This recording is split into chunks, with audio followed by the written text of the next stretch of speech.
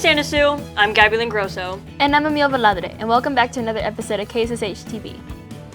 Starting off this episode, we'll have a very special promo for an important class being offered here on campus. After that, we'll take a deeper look into fast fashion and what effects it has on retail stores.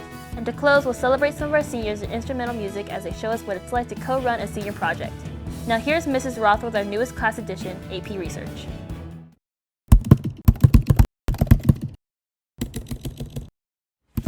Hello, welcome to my classroom. I am Mrs. Roth and I am in room 306. So some of you may have heard of AP Seminar, which is an English AP class that you can take your sophomore year. It prepares you for ideally taking AP Research, and it teaches you how to do a literature review, it teaches you how to analyze evidence in research and how to synthesize evidence. What you would do after AP Seminar is your junior or senior year, you would take a class called AP Research. However, it is an elective, so it is not required. What we do in AP Research is you choose a research question in any discipline of your choosing, and you conduct that research throughout the entire school year.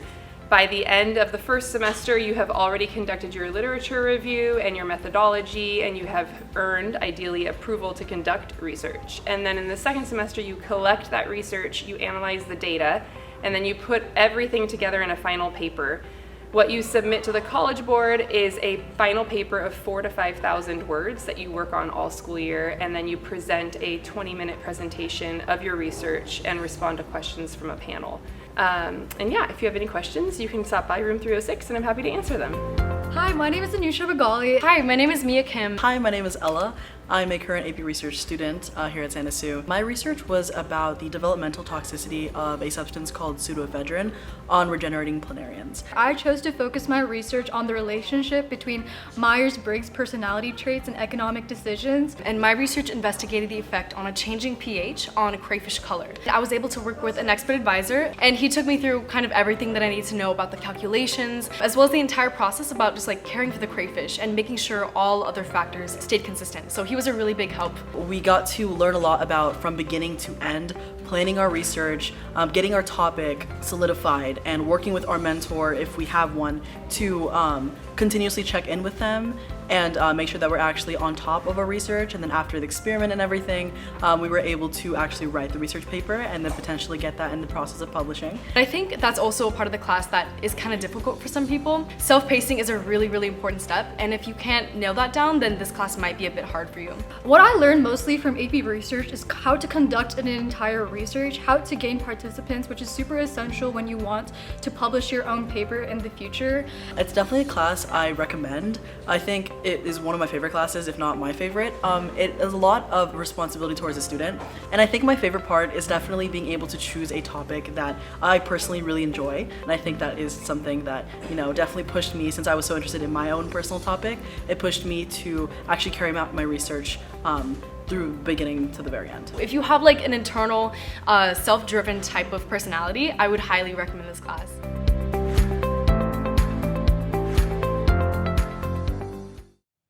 Wow, I wish I had taken AP Research just so I can have that certification under my belt. What about you, Gabby? Yeah, I'm really glad that we have classes here on campus that teach us skills we need to know for college. This seems like a great class for students to take. But anyways, now it's time for our SSHS updates.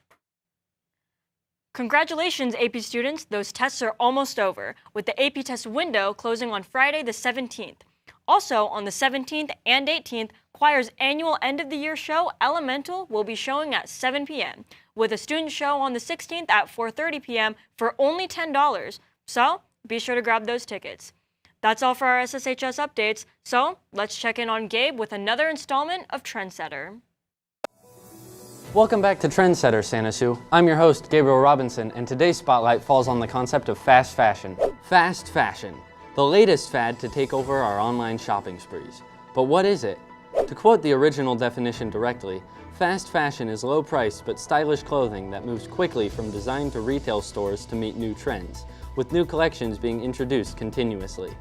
Some of the biggest examples of fast fashion include companies like Temu, Forever 21, H&M, and Shein. Each year, over 92 million tons of textile waste are generated globally, with fast fashion as the leading cause. Do you guys think this is true? Let's bring in fellow student Varen Renfro to share their opinions on fast fashion. So today's topic, we're discussing fast fashion. Would you consider yourself a supporter or are you against it?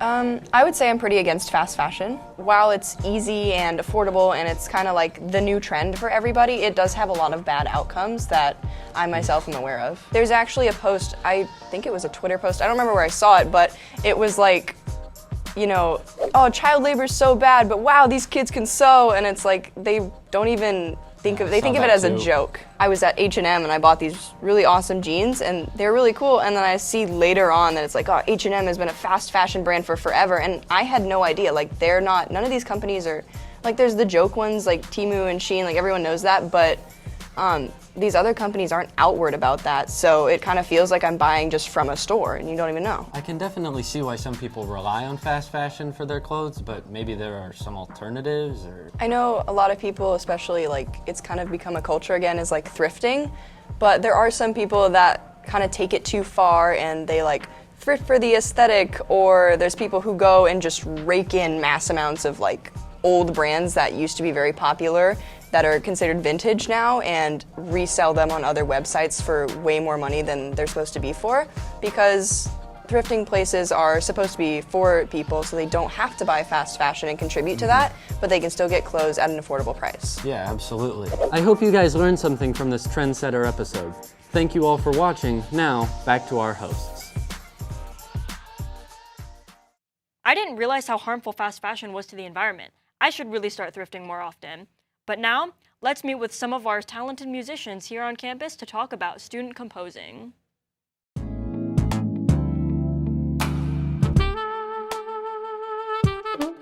Hi, I'm Isaac Choi, a senior in instrumental music.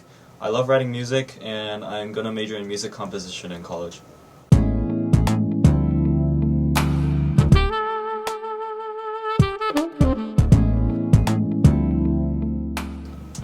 I've been on and off about writing music since around freshman year.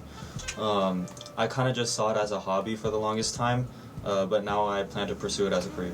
It was definitely inspiring to see other student composers getting their works performed in our instrumental music concerts, and I would say going to school here has definitely helped because I've been able to contact other students here to get my works performed, and it's been really fun. So currently I'm working on this piece called Snowfall by Morning. I've been working on it since January of 2023. It's told in 3 movements. It's going to be roughly about 20 minutes long. We're about halfway done with movement 2 right now, so about halfway done with the whole piece. And I do intend to publish it, so I'm looking forward to working on that when I get home. I remember it was like the day after my birthday, and I was just like writing a few little melodies that I come up into my mind of what I wanted to write. And from there, the project started to grow and grow a lot. And so by the beginning of the school year, I already had like some stuff to show to my teacher, Mr. Tyson, but it took a lot of polishing to do, especially with my other work and doing the actual formal paperwork for the senior projects. And in the end, I was finally able to get a presentation ready, which I was pretty proud of. And now I'm really happy to be finally performing my piece.